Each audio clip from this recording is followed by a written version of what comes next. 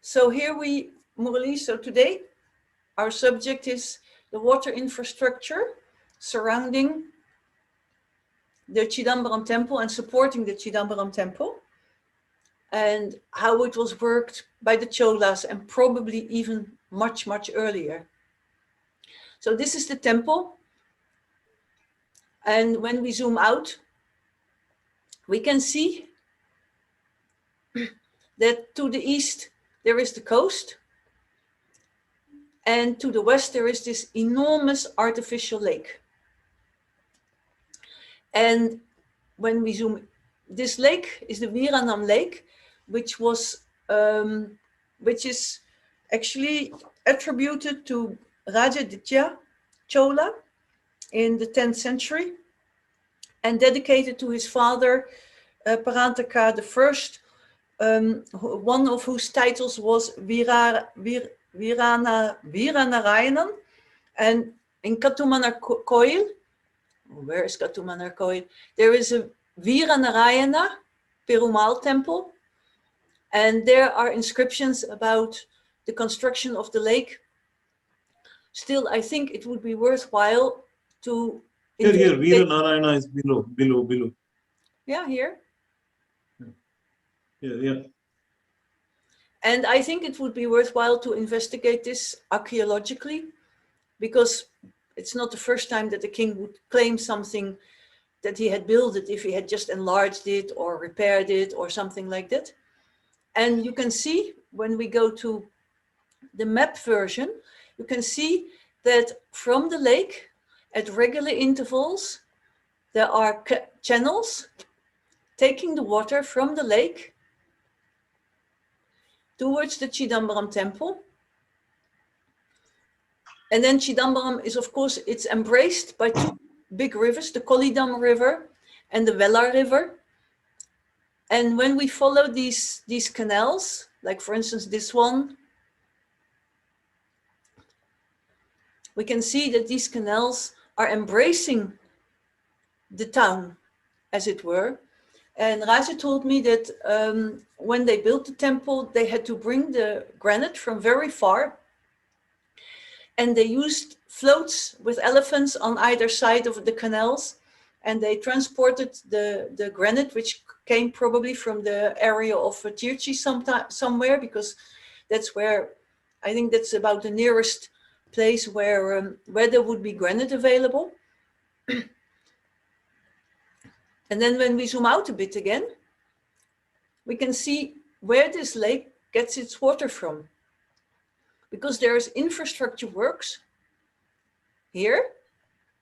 This is one of the Anaikara.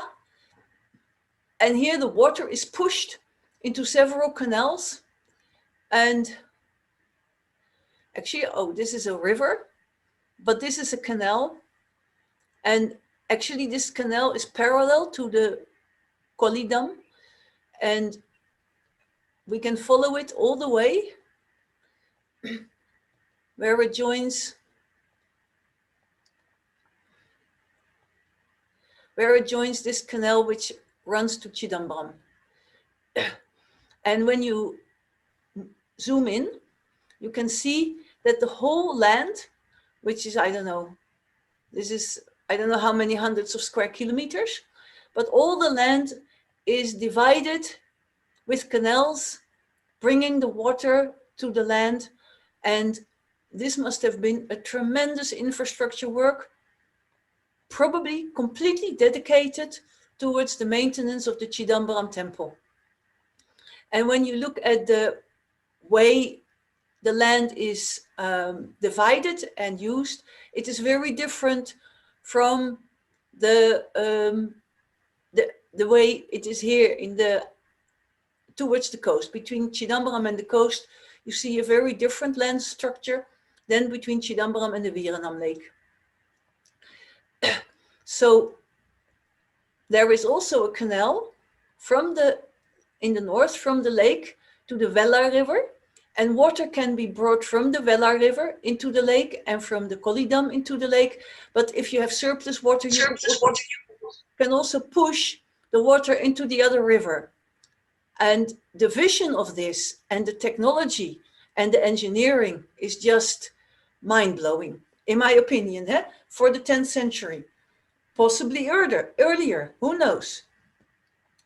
So this whole area, the land of this whole area between the two rivers and the Viranam Lake and the Chidambaram Temple, I think originally it was developed with this water infrastructure to maintain and support the Chidambaram Temple, the Nataraja Temple. Now there is another aspect to this, and for that we have to go to Tirchi, to the Grand Anakat, because here, where the Kaveri River splits into the Kolidam and the Kaveri, there is water structures here which are even more unimaginable, because if you think how it was built in the time when there were no cranes, they put, and the water is permanently flowing. Now there is little water, and then still, the power of the water is quite strong. But just imagine in the time when the water was not kept in Karnataka, and there would be a permanent flow of water, and that water would be managed here. And the kings, the Chola kings, had the power to decide where the water would go. And the whole concept and vision behind it, and I know the Grand Anakat is attributed to Karikalan Chola,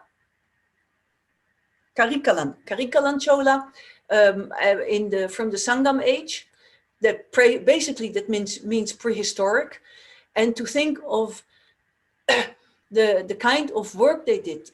And for that, I will show you some of the photos of the Grand Anakat.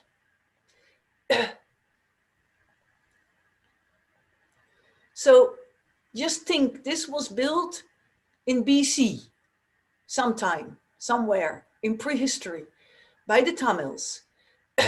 And I was there in summer, August or something, but just imagine this would be the water sort of, just imagine if the water flows there and the water was not kept, would be normally flowing, not like now, when lots of water is kept in the Karnataka. How did they do that? How did they build these dams? Because you have to stop the water flowing to put those blocks of granite in the flow, and you have to keep it precise, and you have to, when I think about it, I don't know. I don't know who these people were who did that. So these are the structures that were used to control the water and to push it right, left, and center. And that's an enormous kind of power also. So now we go back.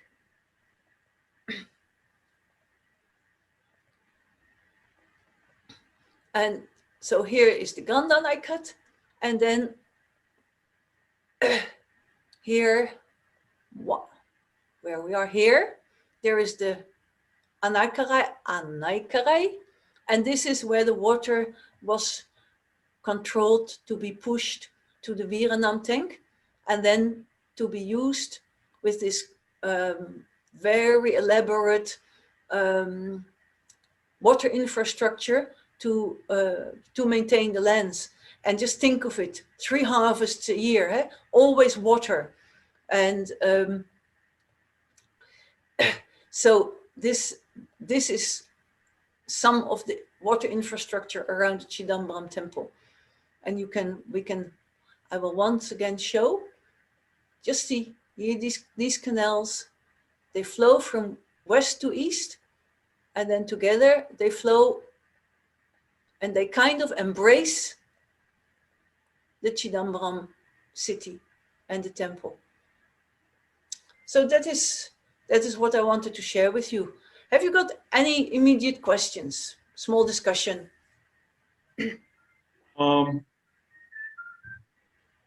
Do you think that this water infrastructure was made solely for the Chidambaram temple or for the area as a whole? Yeah, what else?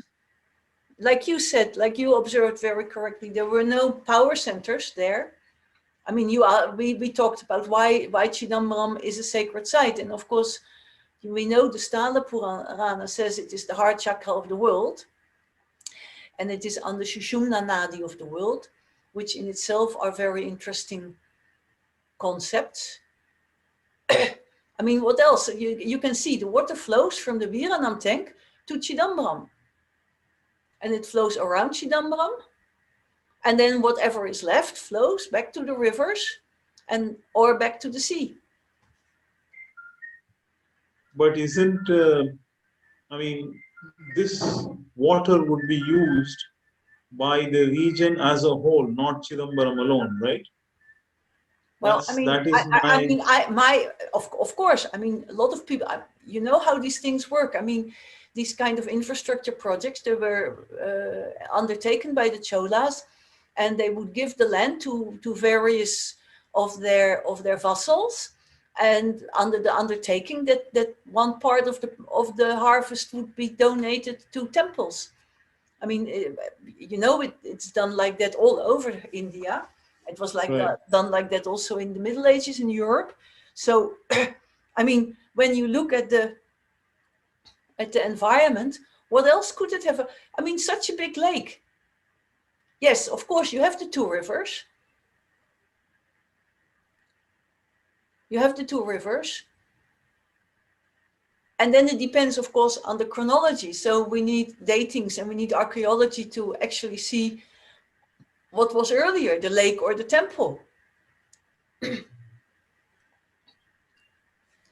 But I mean, as far as I know, this has not yet been observed in any way in any literature or any of the studies about the temple. And I think it is a very important. Actually, yesterday I noticed something. This is also interesting. Here you have Gangaikonda Cholapuram, and there's also a big lake just to the west. But that is a rain-fed lake. That is not a lake that is fed with these canals.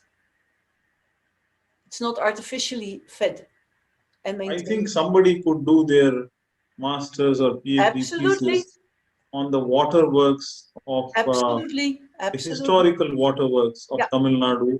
But I don't know whether you would say Tamil Nadu, maybe of the Kaveri Delta region, I think or the you can Chola, cut it up in smaller pieces and you can do an overview. I mean, there's lots of things that could be studied in this perspective. Yes. So shall we conclude the video? Yes, I think we can conclude.